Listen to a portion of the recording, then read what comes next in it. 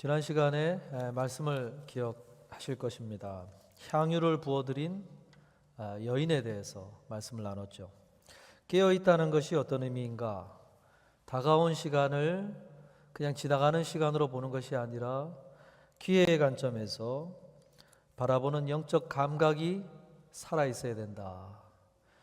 그리고 그녀가 어떻게 그렇게 민감하게 그 기회를 포착할 수 있었는가? 그것은 예수님이 하셨던 십자가의 고난에 대한 말씀을 귀담아 듣고 마음에 품고 있었기 때문에 그것이 가능했다라고 말씀을 나눴습니다.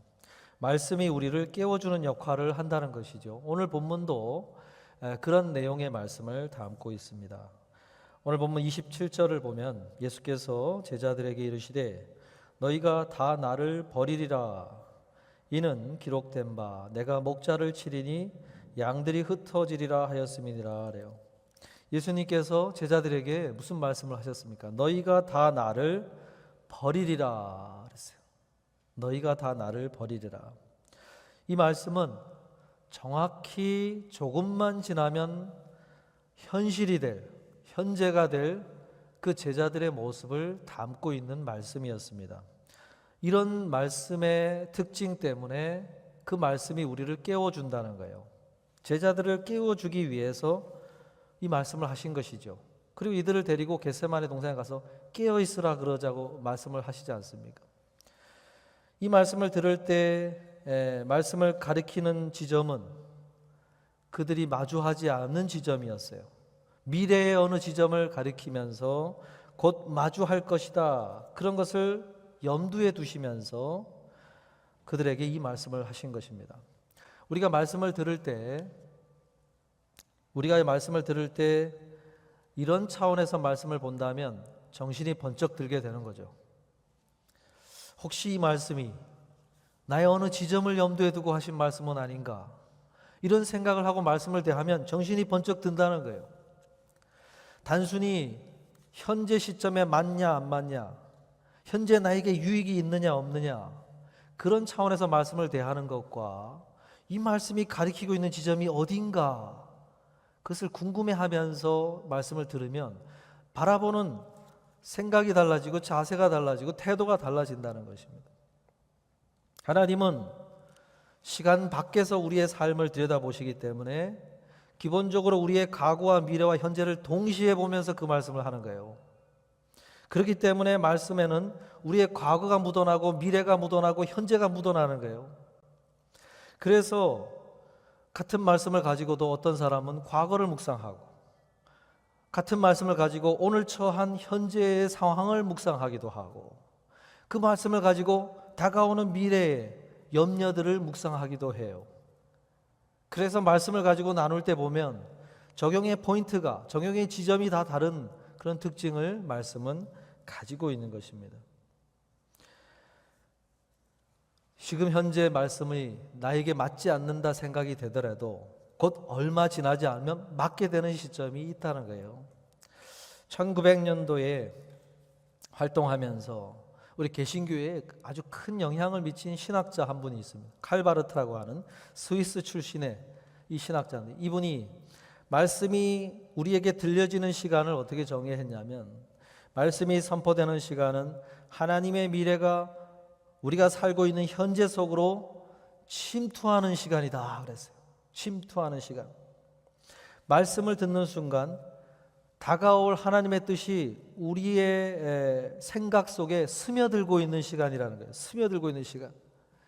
말씀은 우리의 미래를 담고 있기 때문에 그 말씀을 들을 때 자꾸 우리에게 다가오면서 우리의 어떤 생각과 모습과 여러 가지 흐름들을 조정해주고 있다는 것입니다. 그러면서 그 상황이 됐을 때 준비를 시키고 있는 것이 말씀이라는 것이죠. 이것을 예수님은 하나님 나라 차원에서도 말씀하신 적이 있습니다. 누가복음 17장 20절 21절에 보면 바리새인들이 하나님의 나라가 어느 때에 임하나이까 묻거늘 예수께서 대답하여 이르시되 하나님의 나라는 볼 수 있게 임하는 것이 아니요 또 여기 있다 저기 있다고도 못하리니 하나님의 나라는 너희 안에 있느니라. 하나님 나라의 특징을 설명하면서 하나님의 나라는 어느 때에 임하나이까? 바리새인들이 미래에 언제 옵니까? 라는 미래 차원에서 질문을 했는데 예수님은 그 미래가 돼야만 다가오는 것이 아니라 이미 하나님의 나라는 너희들에게 임하고 있다라고 이야기를 한 것입니다. 하나님의 나라는 미래에 완전히 드러나고 완성되고 우리에게 보여질 나라이지만 그러나 그 나라는 예수님이 이 땅에 오셔서 말씀을 전하고 있는 이 순간에도 이미 경험되어지고 있고 이미 너희들이 마주하고 있는 그러한 나라이다라고 이야기를 하고 계셨다는 거예요. 이것도 오늘 말씀이 작동하는 원리랑 동일한 차원에서 말씀을 한 거예요. 예수님은 현재를 보면서 이야기하지만 미래를 보고 이야기하기도 하시고 우리의 과거를 보기도 하시고 동시적으로 과거, 현재, 미래를 보면서 하기 때문에 예수님을 따라다니던 사람들이 혼란을 일으켰어요. 이 말씀은 미래에 대한 것인가? 현재에 대한 것인가? 우리의 과거를 이야기하시는 것인가? 그것을 친절하게 해석해 주지 않으시면 그걸 듣는 사람들이 혼란을 일으킬 정도로 예수님이 그 동시적으로 보면서 하는 이야기가 많았다는 얘기예요. 오늘 본문 29절에 이제 예수님의 그 과거, 미래의 지점을 놓고 이야기하신 것을 들은 베드로가 어떻게 대답했습니까? 본문 29절에 보니까 베드로가 여짜오되 다 버릴지라도 나는 그리하지 않겠나이다 그랬어요.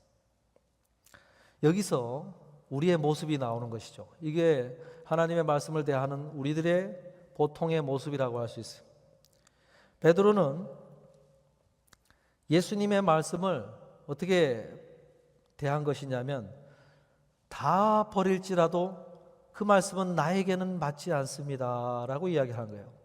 다 주님의 하신 말씀대로 버릴지라도 나는 아닙니다 그랬어요. 나는 그 말씀에 해당 사항이 없습니다 그랬어요. 나에게는 맞지 않는 말씀입니다 그랬어요.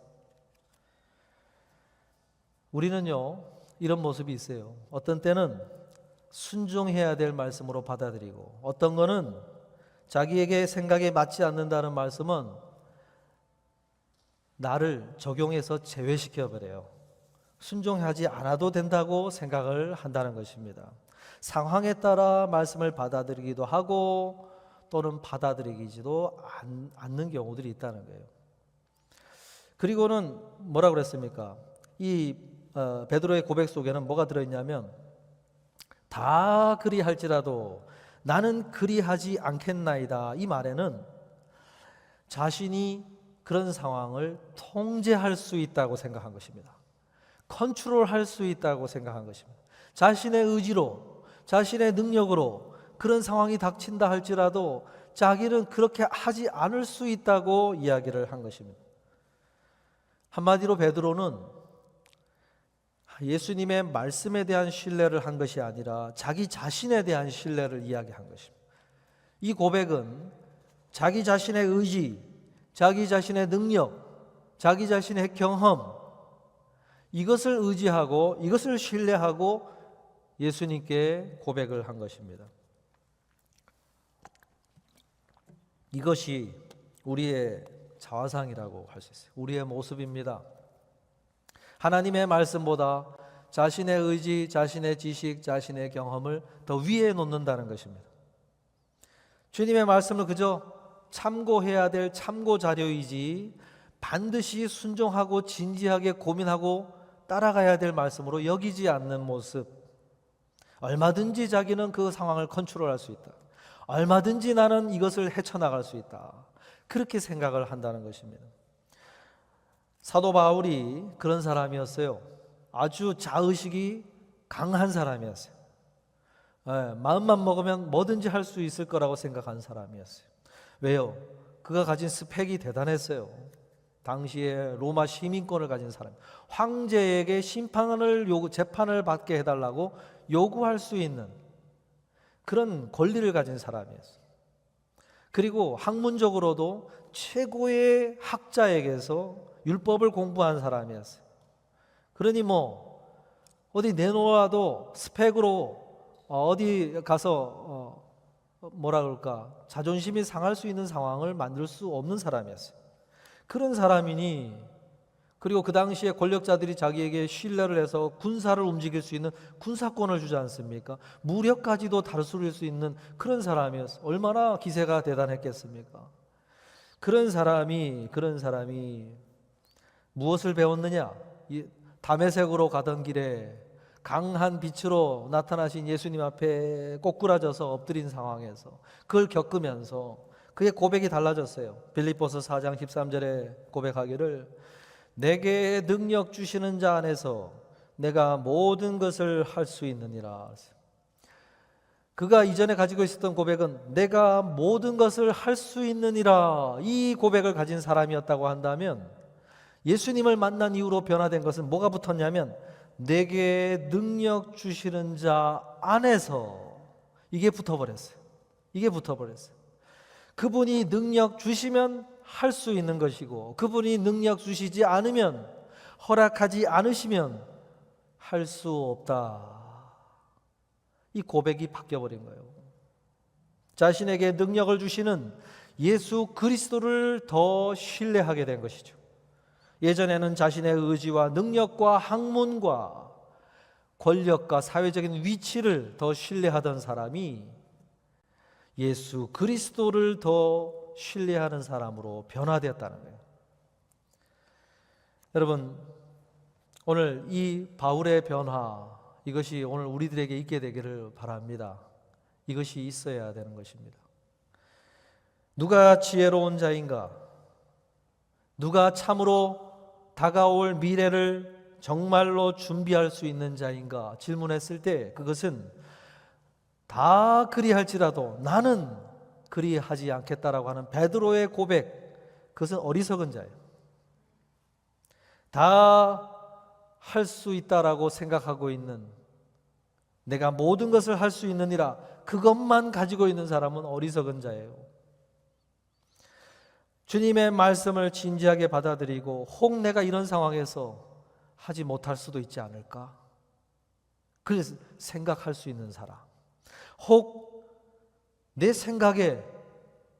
생각과 내 플랜대로 갔을 때 그것이 잘못된 길일지 알까 하면서 내게 능력 주시고 지혜 주시고 너에게 모든 앞길을 인도해 가시는 그 주님의 말씀 앞에서 현재를 바라보면서 진지하게 고민하고, 현재 속에서 남들은 안 해도 되는 그 고민을 현재 진지하게 하고 있고 하는 사람, 그 사람이 지혜로운 사람이에요.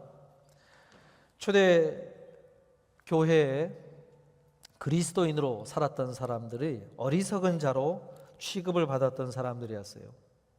야, 어떻게 저렇게 무지한 사람들이 있을 수 있느냐 하고 초대 교회를 이루었던 사람들은 다 그렇게 취급을 받았던 사람이에요. 같은 동족에게서도 또 로마 사람들에게서도 그렇게 취급을 받았어요. 그러나 오늘 누가 그 시대를 산 사람들을 어리석다고 이야기합니까? 중세 시대를 거치면서 그들은 성인으로 추앙을 받았어요. 그림으로 경배를 받았어요. 그 정도로 그들은 어리석다고 평가하는 것이 완전히 달라졌다는 거예요. 지금도 로마 콜로세움에서 한 5분 거리에 있는 팔라티노 언덕이 있는 그 자리에 가면 거기서 발견된 벽에 낙서, 오래된 낙서 하나가 있었는데 그거를 벽을 떼어내 가지고 지금 팔라티노 박물관에 보관하고 있는 낙서가 있습니다. 그 낙서에 그림이 그려져 있고 글이 새겨져 있는데 어떤 그림이 그려져 있었냐면 나귀 머리를 한 사람이 십자가에 달려 있어요. 그리고 그 앞에 한 사람이 경배를 하고 있는 모습이 그려져 있어요. 그러면서 그 밑에 라틴어로 신을 경배한다라는 라틴어 글귀가 새겨져 있는 낙서예요. 그건 어떤 낙서냐면 알렉사메노스라고 하는 그 사람을 조롱하기 위해서 다른 사람이 그린, 그 당시의 사람이 그린 낙서예요. 당시의 로마 사람들은 그리스도인들을 나귀를 숭배하는 자라고 조롱을 했어요. 그래서 나귀 그림 모양을, 예수 그리스도를 그렇게 표현한 것이죠. 그리고 십자가에 매달려 죽은 그 사람을 경배하고 있다. 그러면서 우리는 하나님의 아들을 섬기고 있다, 하나님을 섬기고 있다라고 이야기하는 그리스도인들을 조롱하고 있는 그런 그림이에요. 그 당시 그 그림이 한 200년대에 그려진 그림으로 추정을 하는데, 그 당시의 황제가 septimius severus라고 하는 그 황제인데, 그 황제가 어떤 칙령을 발표를 했었냐면은 로마 사람이 기독교와 유대교로 개종하려는 것을 금지하는 칙령을 발표하면서 박해를 수없이 했던 시대였어요. 그 시대에 핍박을 받고 조롱을 받으면서 사람들이 어디로 들어갑니까? 카타콤이라고 하는 로마 지하 감옥을 들어가서 거기서 버텨내고 살아가기 시작을 해요.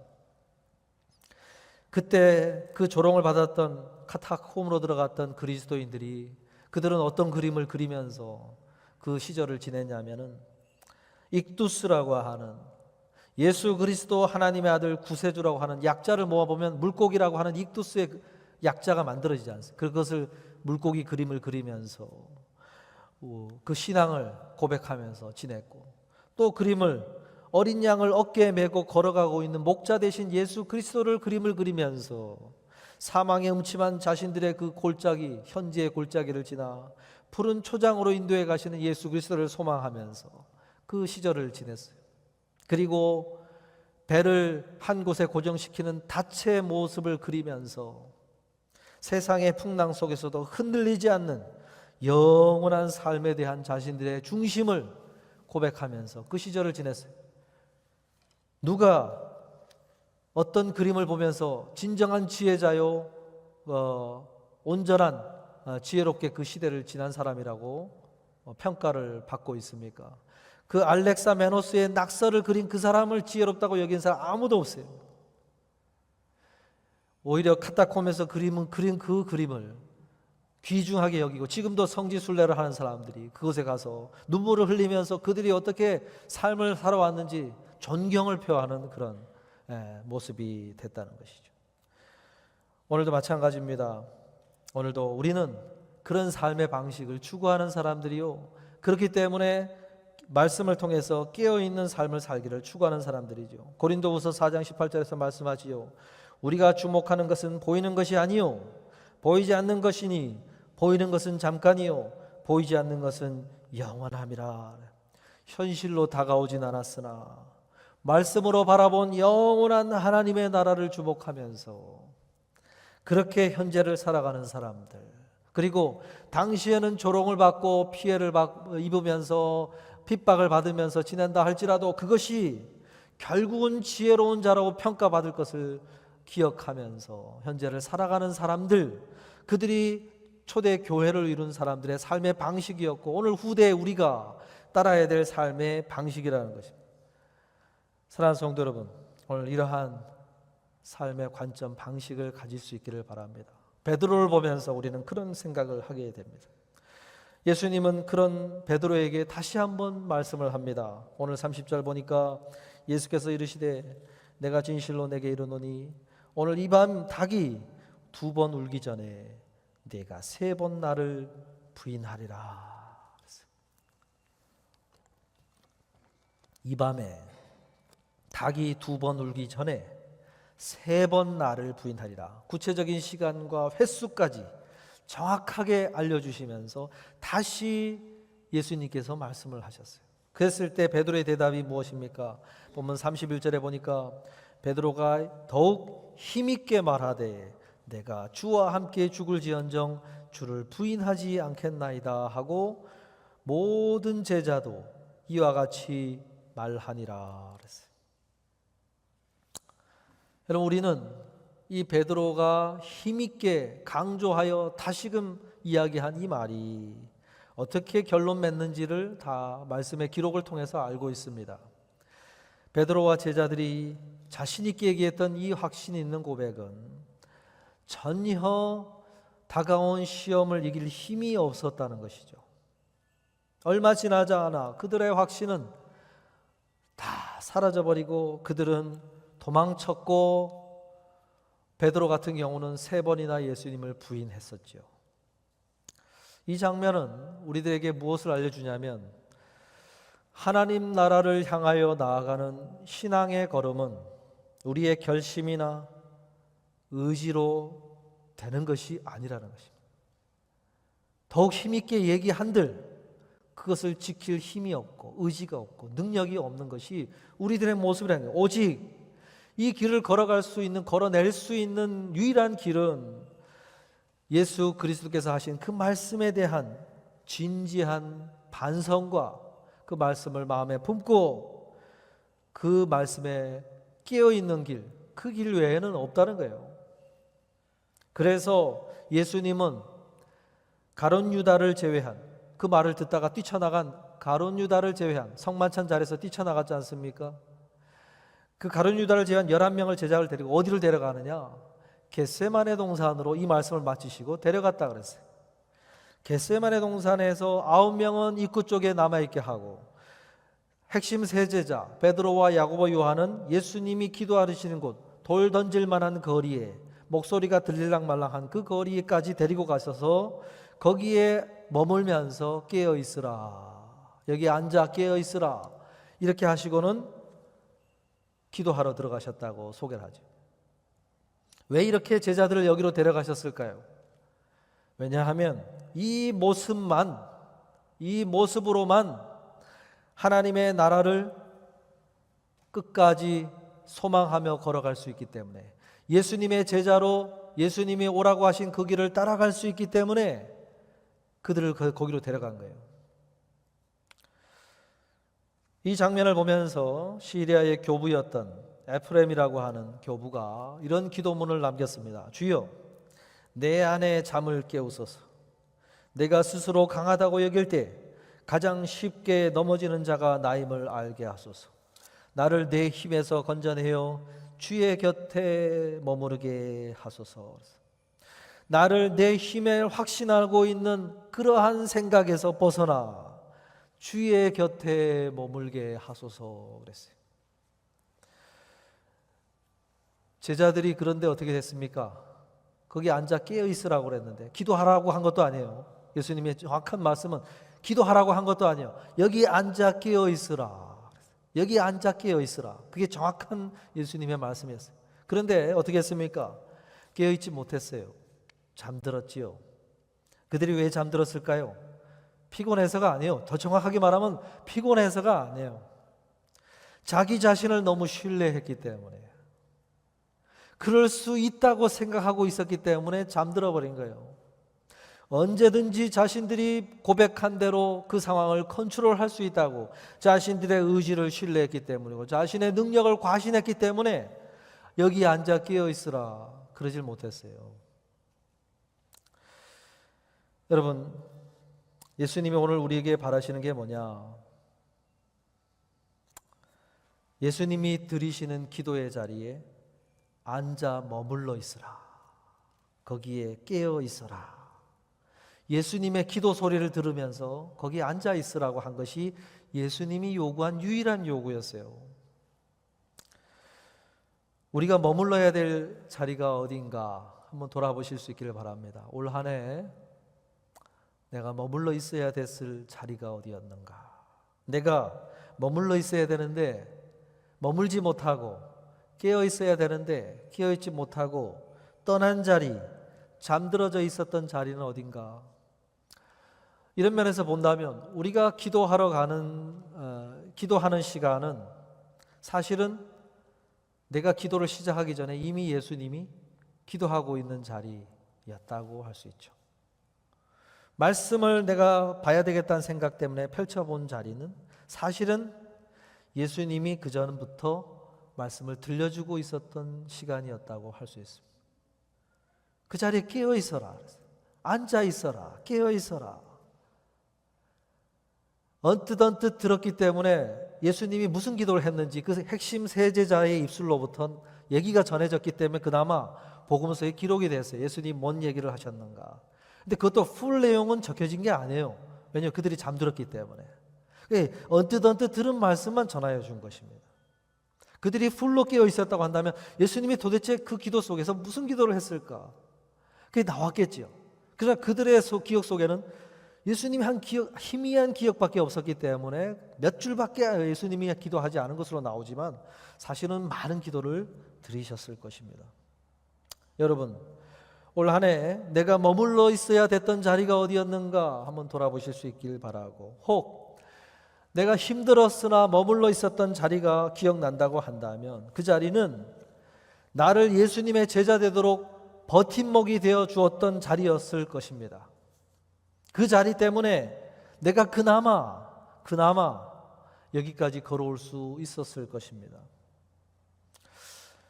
여러분, 2011년도에 동일본 대지진이 일어났죠. 그때 쓰나미 때문에 또 엄청난 피해를 입었는데, 큰 지진 때문에 일어난 그 높은 파도가 덮친 일본의 그 해안가에 있던 마을들, 그 마을들 중에 많은 마을들이 피해를 입었는데 유일하게 몇몇 마을이 기적적으로 피해가 없었다고 그래요.